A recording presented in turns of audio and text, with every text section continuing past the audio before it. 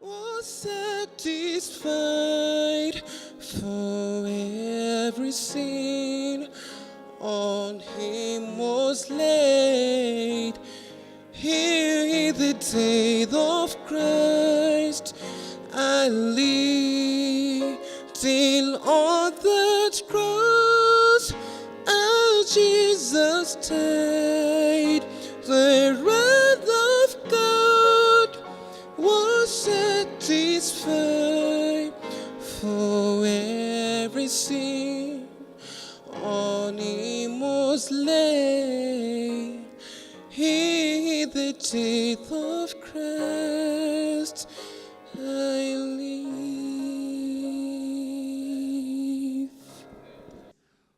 Now, the theme for our Health Emphasis Week is the joy of healthy living. Can you please repeat with me? What's our theme? The joy of healthy living.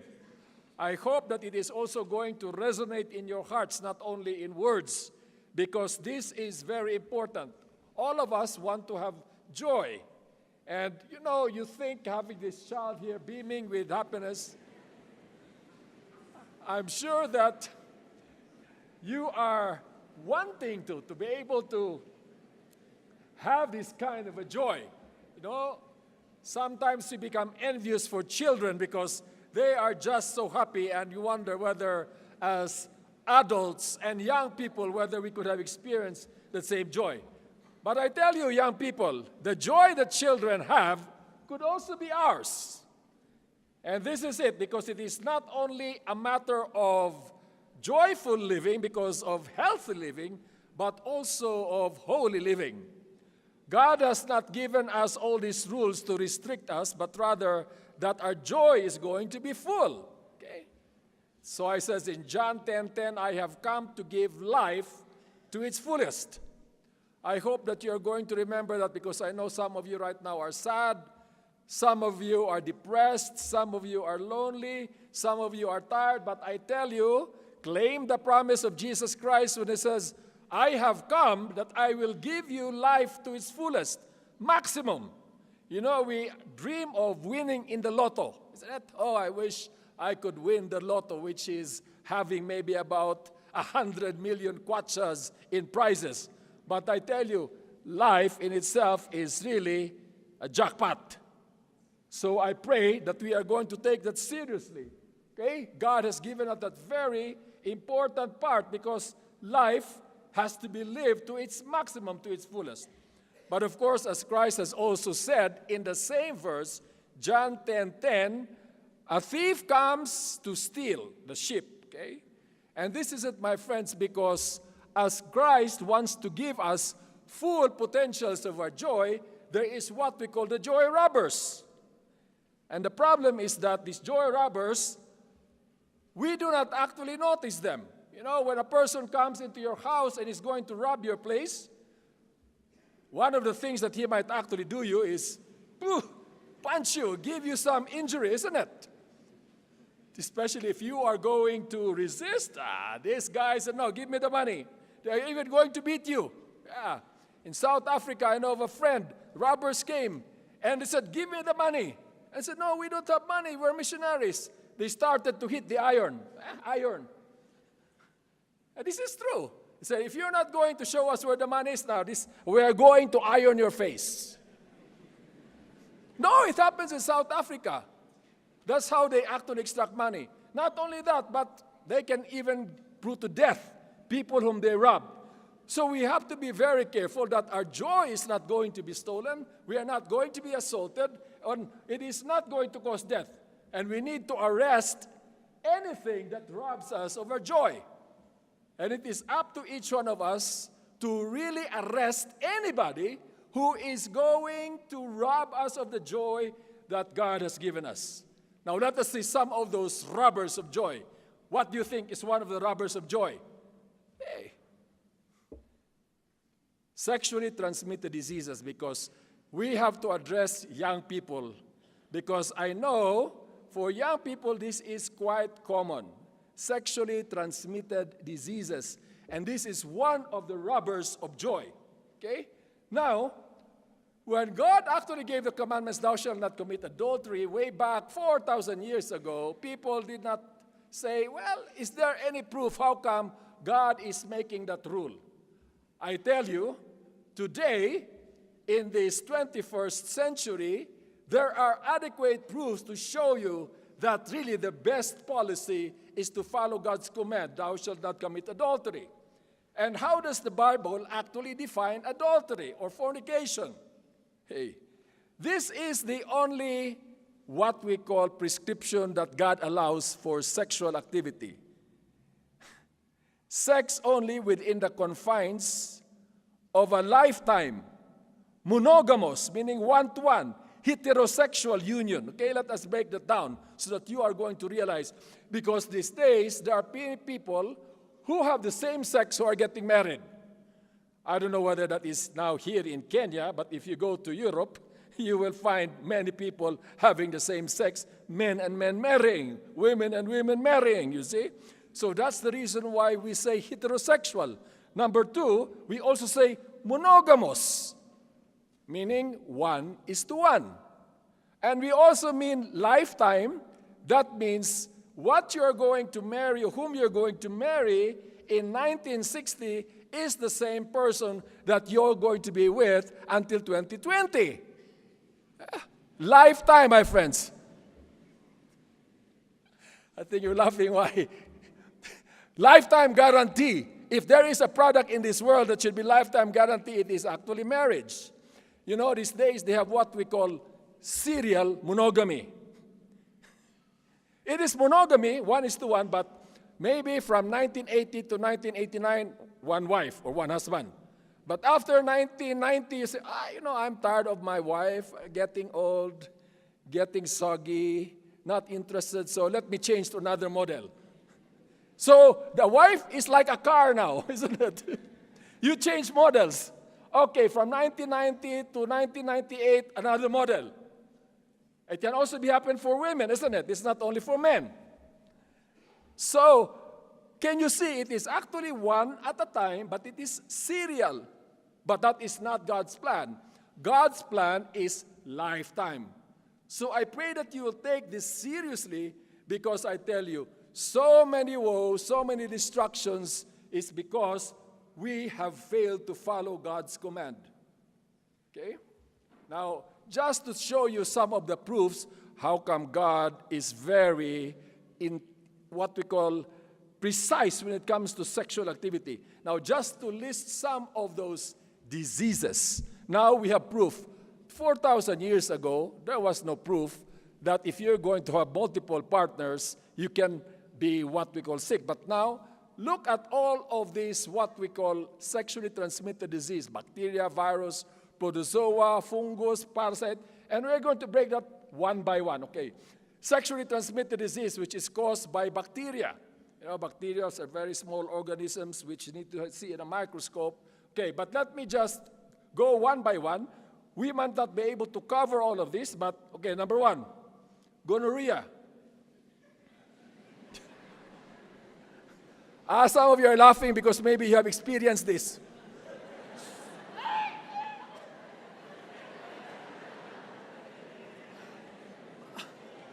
Like fire coming out, my friends.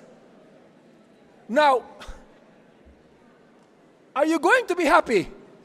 Hey, are you going to be happy when you are going to go to the toilet and, it's so painful. As though fire is coming out when you urinate. But that's the problem with gonorrhea. Now, I tell you, in fact, that is a good sign because you can take care of yourself. When you feel the pain, then you say, I have to see a doctor. But I tell you, especially in ladies, 1/3 of the ladies are not going to feel the pain. And as a result, they don't think that they are sick. I say, okay, continue with a good time, isn't it? Continue and you give your disease to other person. Okay? So, but for men, because you see the urethra is quite long, the reason why in women it is not sometimes felt immediately is because the urethra where the urine passes is short, so that it's not immediately felt. But for men, because the urethra is quite long, as you know, guys, isn't it? Have you seen your urethra? Oh, if you have not seen that, when you go home, okay, when you go to the dormitory, you can check if you have your urethra. But anyway,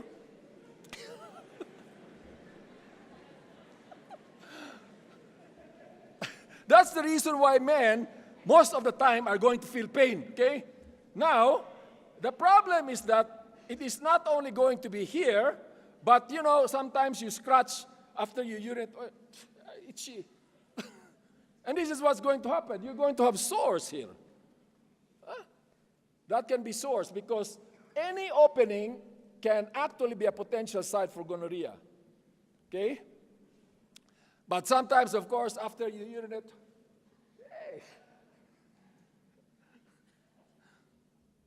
this goes to your eyes. See? You get infection of the eyes. But these days, because of what we call innovative sex, you know what innovative sex is? Some people have it in their mouth. And now you can see even there in the mouth, you can actually have all the pus that is coming there. And this is also going to happen with babies. You see, when they are going to pass through the womb of the mother, when they are delivered, because the baby, then the eyes gets in contact with the delivery canal and it goes to the babies. Can you see now? That's the reason why we put medications for babies when they are born. Okay? Well, the good thing is that there are medications for gonorrhea. But the problem right now is there are many resistant cases. And one of the reasons for these resistant cases, especially gonorrhea of the mouth. Before you give it one injection finish, these days they are beginning to find out it's what we call a super bug. Okay? So do not rely on treatment. Follow God's command. Okay, lymphopathia granuloma, can you see now how the lymph nodes in the inguinal, here you see, how they are already being inflamed and infected, and later on they are even going to become suppurations. There's going to be what we call pus coming out. I think some of you have experienced that. That's why you are responding very well. But anyway, now there's another disease called syphilis.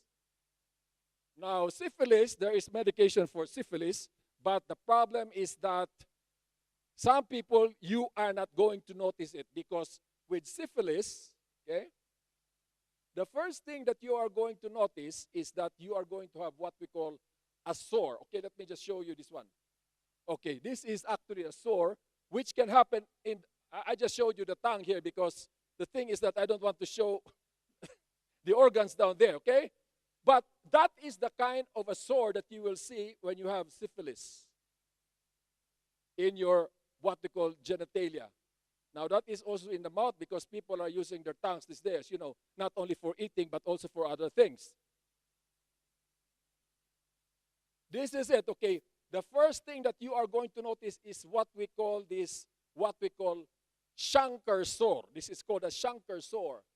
It is actually round and white and like pearly. And the problem is that you don't feel any pain at all. So it's okay. Or maybe I just got bitten by a mosquito somewhere here. Or maybe some ants bit me here. But really that is already the start, okay? And after about 2 weeks, that is going to heal. So it's okay, thank God. No problem. I thought that was something serious. And after about 4 to 6 weeks, that is the first stage, as I said, that is what we call primary syphilis, first stage, you're going to have this chancre sore. Okay? Now let me just go back, okay? The second stage, okay, is this one. You are going to have what we call erythema, okay, in the hands. Now, okay, let me just go so you can see clearly.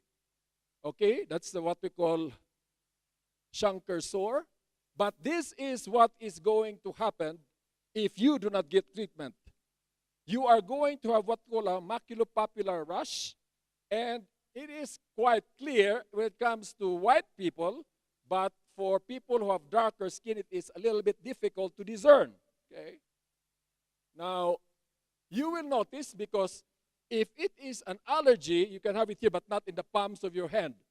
But if it is syphilis, you can also have it in the palm of your hand. And maybe you say, oh, maybe I ate something that has caused me some allergy. So you say, okay, I'm just going to take something for the allergy. But later on, it is also going to disappear. That's the whole thing with the syphilis. It disappears. You don't feel anything at all until about 1 year. 1 year. But what we call treponema pallidum, which is the cause, is inside your body. And after it has migrated from the skin, it is going to go to your brain, my friends. This is the problem because it can go to your brain. And it can cause what we call some problems with the way that you are going to walk or the way that you are going to behave yourself. They call it neurosyphilis, meaning it is a syphilis that affects your brain. Okay? It is not only in the brain, but it is also going to affect your heart. It is going to affect the valves of your heart, especially the aortic valves. The valves in the heart are the ones that prevent the blood from going back. Okay? And they become defective so that the blood, when the heart pumps, goes back, and that means your heart is going to work further and faster and harder. But not only that, but it causes what you call an aneurysm. An aneurysm of your arteries, meaning the walls of the arteries become weak, and it is like a balloon. And when that happens, it can just pop, it can just break, and when it does, all of a sudden you just fall down and die because you're going to have bleeding. So some people will say, oh, maybe heart attack, maybe the person just died of heart attack, but really it is because of what we call a ruptured aneurysm. The good thing with syphilis is that you can check, you can go to the clinic right now and have yourself checked for syphilis, and that's exactly what we do, especially for mothers who are pregnant, because you see, we don't want the child to be born to have what we call congenital syphilis. And this is just what we call some of the features of congenital syphilis. Can you see this child now? Look at how the skin is like this bird. This is what we call Hutchinson's, what we call teeth. It's like screwdriver. Can you see now the nose? And look at the face. These are all there's also what we call cataract. I'm sure you don't want that to happen to your children when they are born. And the best thing is to give you an injection of penicillin.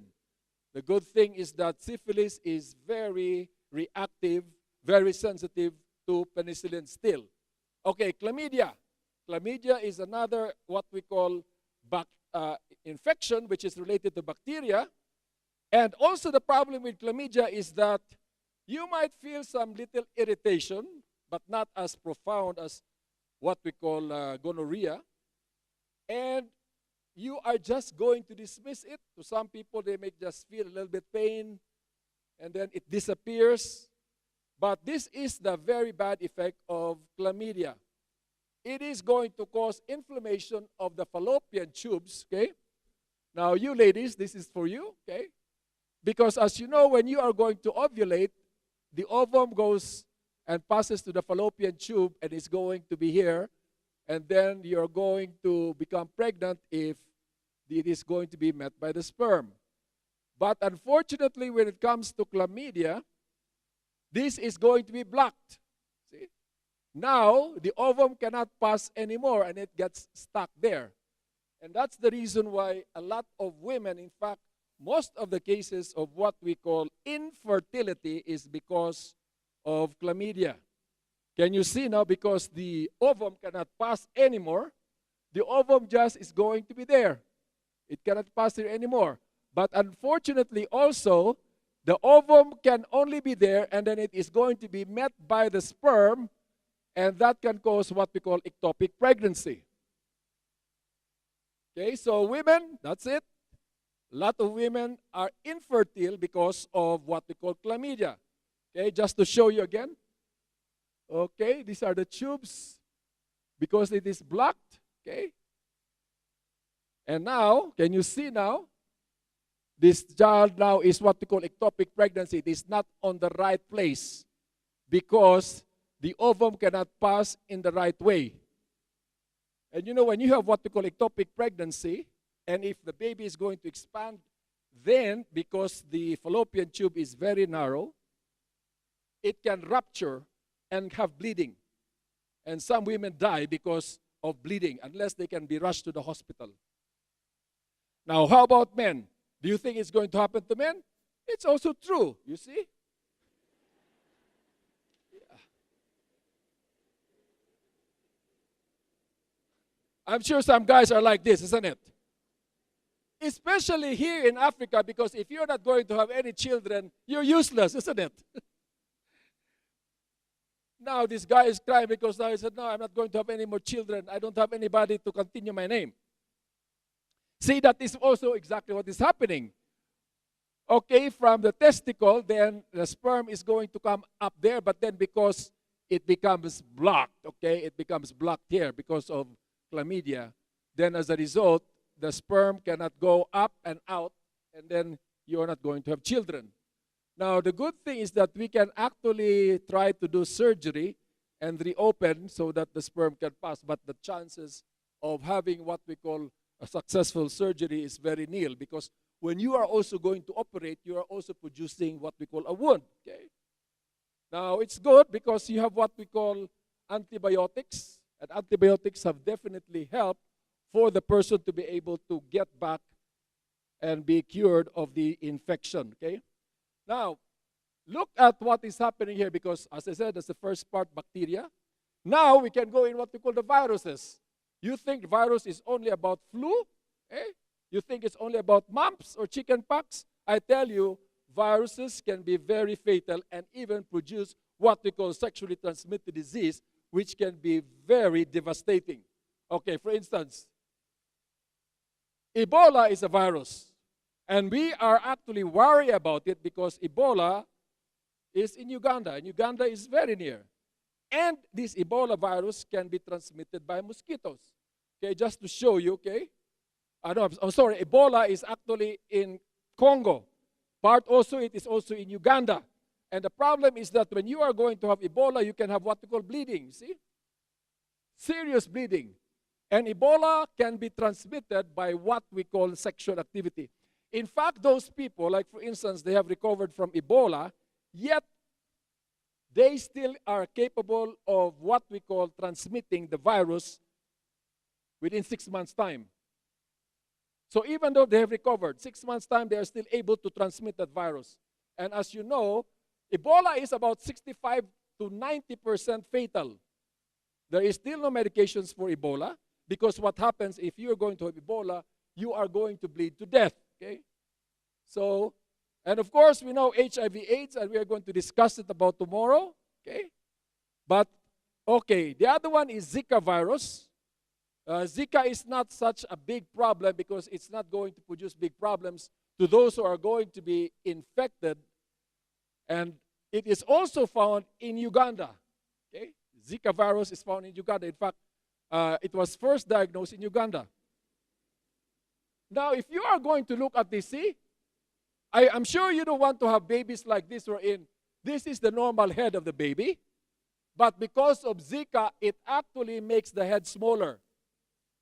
And not only that, but it's also going to affect the intelligence of a child. So can you see now, okay, just example of this? Can you see this child? I'm sure you don't want to have a child like this. That's the reason why the government is also doing spray, because it is transmitted by mosquitoes. But a person who has actually Zika virus can transmit the virus sexually for 6 months after they are cured. As I said, the Zika virus is not what we call dangerous to the person, to the adult, when you get it. But it is actually dangerous when you are going to have children, because the child is going to have deformities, and it is going to be deformities of the head. You can see now, can you see? This is the normal head, and this is the infected head of the baby.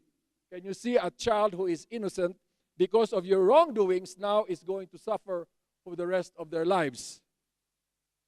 And I actually mentioned to you, you see that it is in Uganda, and it is very near Kenya. So watch out. We crossed the border. Also, the mosquitoes will just cross the border. Well, herpes, another virus. Okay? Now, you can see it because this is actually a sore that recurs in your what we call face, especially the lips, and you will know that it is actually herpes because it exactly happens at the same place all the time. It heals and there is no cure. The problem with herpes is that there is no cure. Now, can you see? This is a serious form now of herpes. Now, it's not only going to happen in your lips, but it can also happen down there. Okay? And now, because people are having what we call oral and what we call genital sex, so now it is what we call interchangeable. And this is unfortunate because this can happen in children. Okay? This is what is happening in children because the child got it from the mother while she is being delivered. See? Can you see? When the child is going to pass, they can get infected. Now we're running out of time, so let us just continue for this. So please come back again tomorrow, okay?